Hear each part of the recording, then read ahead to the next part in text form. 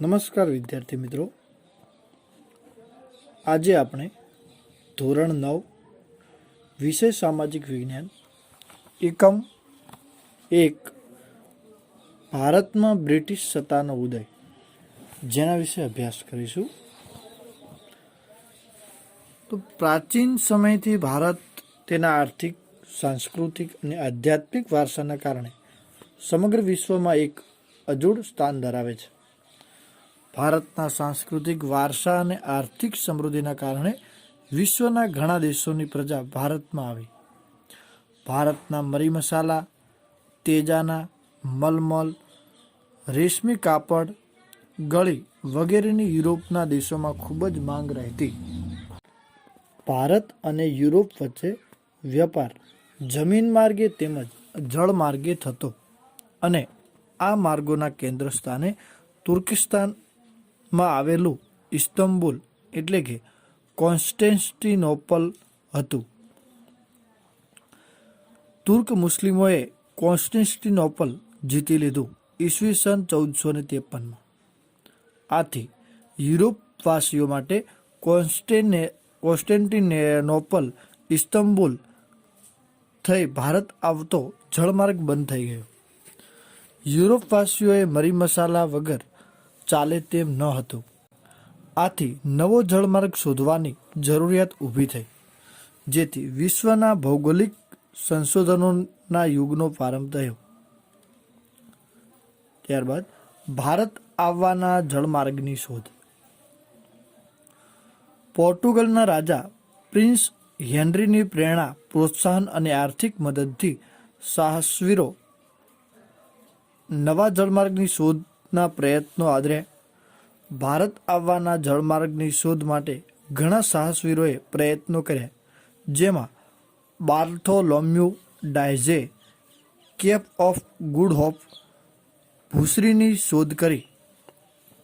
Christopher કોલંબસે સ્પેનના રાજાની આર્થિક મદદથી નવો જળમાર્ગ શોધવાની સાહસ યાત્રા આરંભી, જે 1492માં એટલાન્ટિક સમુદ્રમાં આવેલ વર્તમાન વેસ્ટ ઇન્ડીઝ ટાપુએ આવીને અટકી. મૃત્યુ પર્યંત ભારત આવવાના જળમાર્ગ શોધવાના વિશ્વાસ ધરાવતા કોલંબસે વાસ્તવિક રીતે નવો જ પ્રદેશ શોધ્યો હતો. આ સ્પષ્ટતા અમેરિગો વેસ્પ્યુચીએ કરી હોવાથી ત્યારબાદ આ નવો પ્રદેશ અમેરિકા તરીકે ઓળખાયો. પોર્ટુગીઝ નાવિક વાસ્કો દ ગામાએ ભારત આવવાના જળમાર્ગની શોધ કરી 1498માં. ભારતીય ખલાસીની મદદથી તે ભારતમાં પશ્ચિમ કિનારે આવેલ કાલિકટ બંદરે પહોંચ્યો હતો.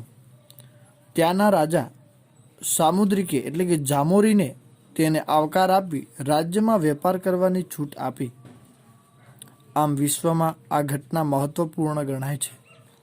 તેના કારણે જ યુરોપવાસીઓ માટે ભારત આવવાના દ્વાર ખુલી ગયા. ત્યારબાદ ભારતમાં યુરોપિયન પ્રજાનું આગમન એટલે કે અંગ્રેજોનું આગમન અને વેપારી મથકોની સ્થાપના. ભારત આવવાના જળમાર્ગની શોધ થયા બાદ ભારતમાં વેપાર કરવા સૌ પ્રથમ પોર્ટુગીઝ એટલે કે ફિરંગી પ્રજા આવી હતી.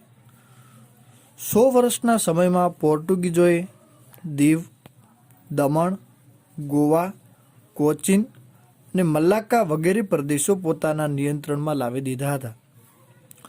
પોર્ટુગીઝોને વેપારમાં મળેલી સફળતાથી પ્રેરાઈને હોલેન્ડના ડચ એટલે કે વલંદાઓ અને ડેનમાર્કની ડેનિશ પ્રજા પણ ભારત વેપાર કરવા આવી.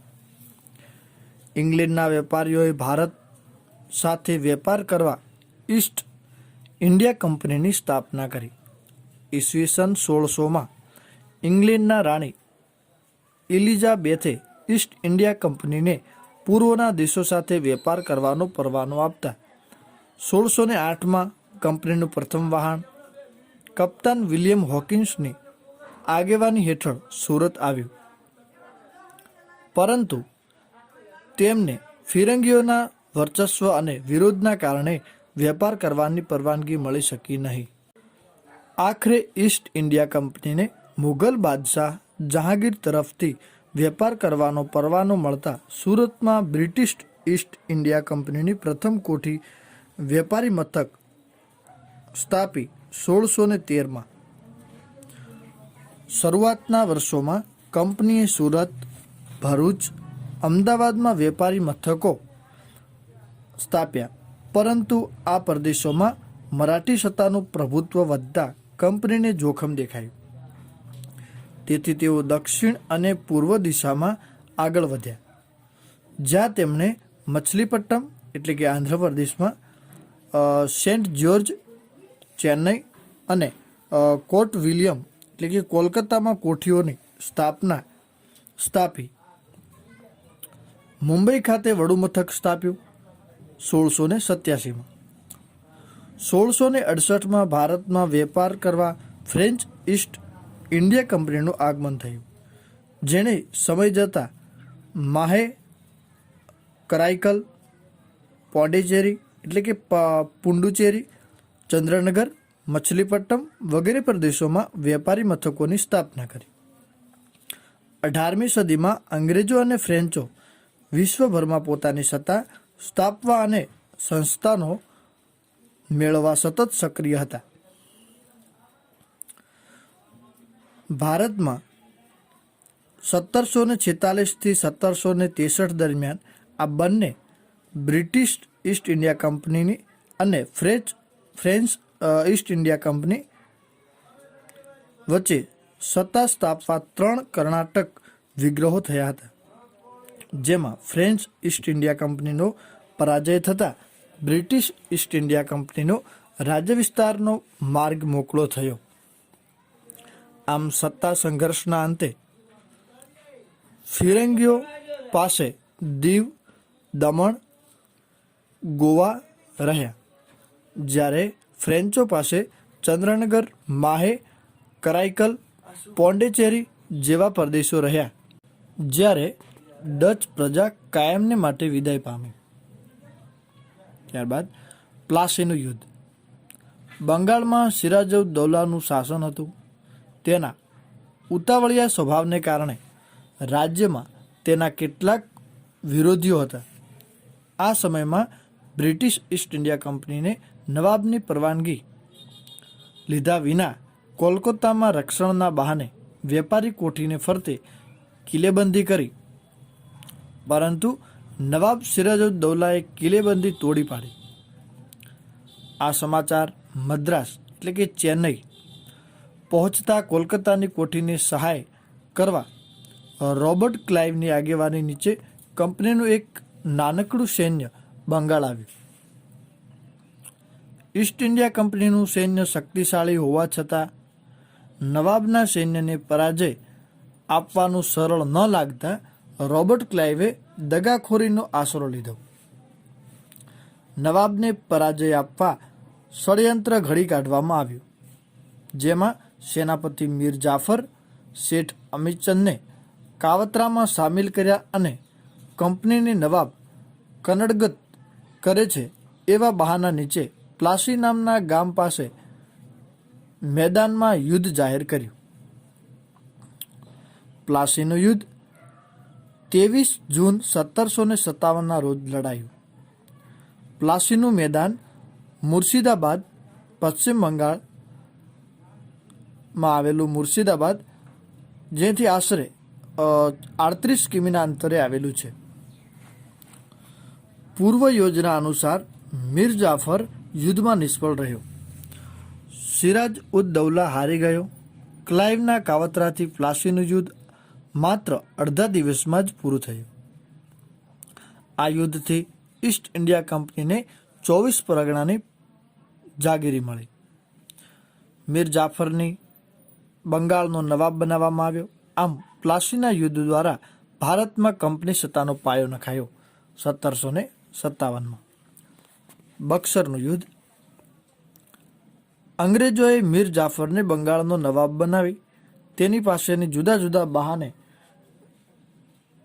બહાના નીચે પુષ્કળ ધન મેળવ્યું અને વધુ અધિકારો મેળવવાની લાલચમાં ઈસ્ટ ઇન્ડિયા કંપનીને મીર જાફરને ખસેડી મીર કાસિમને બંગાળનો નવાબ બનાવ્યો.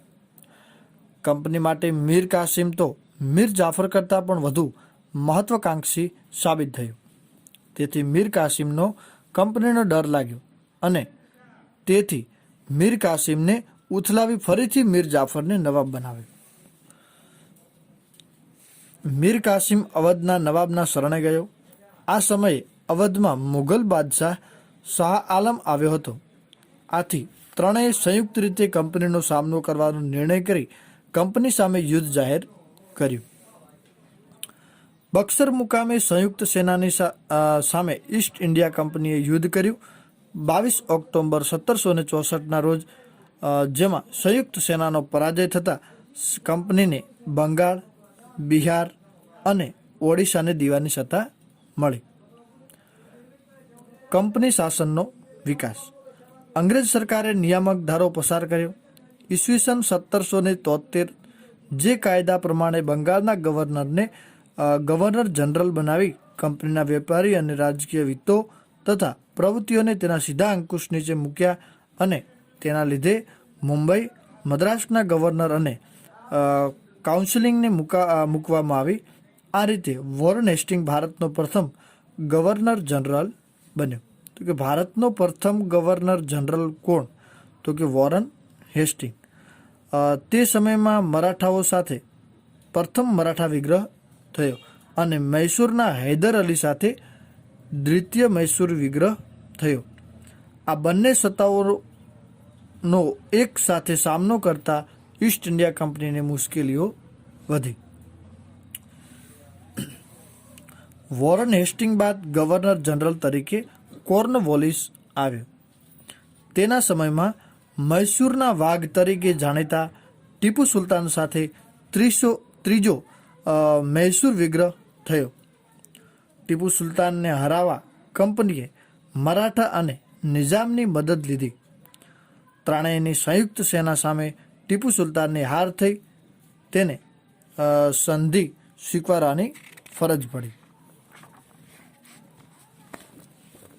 કોર્નવોલિસ બાદ સર જ્હોન શોર ગવર્નર જનરલ બન્યો.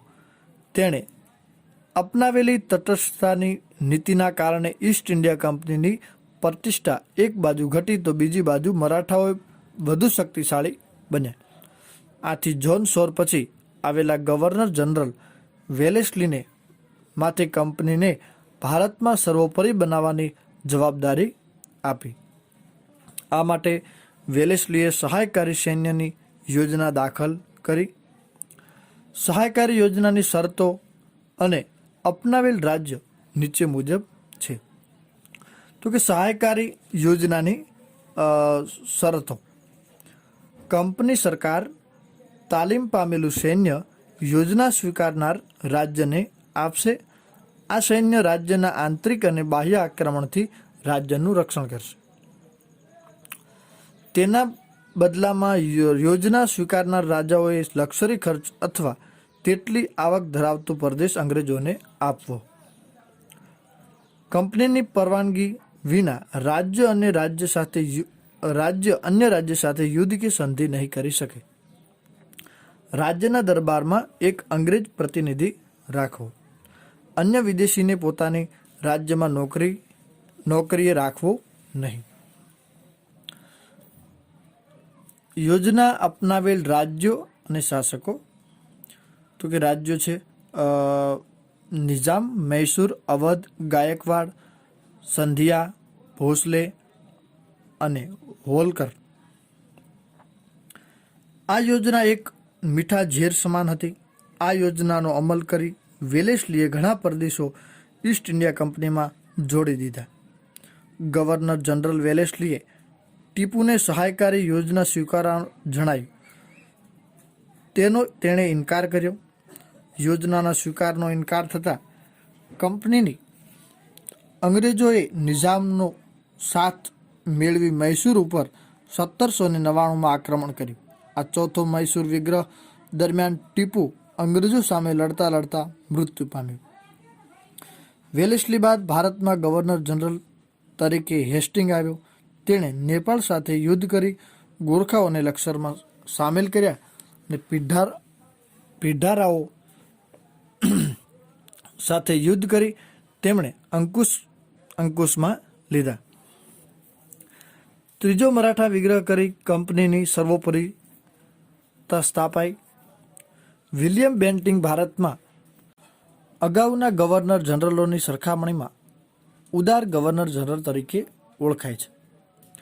અગાઉના ગવર્નર જનરલોએ અપનાવેલી સામ્રાજ્યવાદી નીતિથી રાજ્યોમાં જે અસંતોષ ઊભો થયો હતો તે અસંતોષમાંથી એકતા ઊભી ન થાય તે માટે તેમણે ઉદારમતવાદી કાર્યો કર્યા. ભારતમાં ગવર્નર જનરલ તરીકે ડેલહાઉસી આવ્યો 1848માં. તે ઉગ્ર સામ્રાજ્યવાદી માનસ ધરાવતો હતો. તેણે સામ્રાજ્યવાદી નીતિનો પોષવા અને કંપનીનું રાજ્ય વિસ્તાર વધારવા જીત, જપ્તી અને ખાલસા નીતિ અપનાવી. ડેલહાઉસીની ખાલસા નીતિ. તો યુદ્ધ દ્વારા ખાલસા થયેલા રાજ્યો પંજાબ અને પેગુ એટલે કે નીચલું બર્મા. રાજા અપુત્ર અવસાન પામતા રાજ્ય ખાલસા, જેમાં સતારા, જૈતપુર, સંબલપુર, ઉદયપુર, ઝાંસી, બઘાત અને નાગલપુર. ગેરવહીવટના બહાના નીચે ખાલસા. અવધ. કરજની ઉઘરાણી તળે ખાલસા, તો કે નિજામનો વરાળ પ્રાંત. નામ માત્રની સત્તાનો અંત લાવી ખાલસા.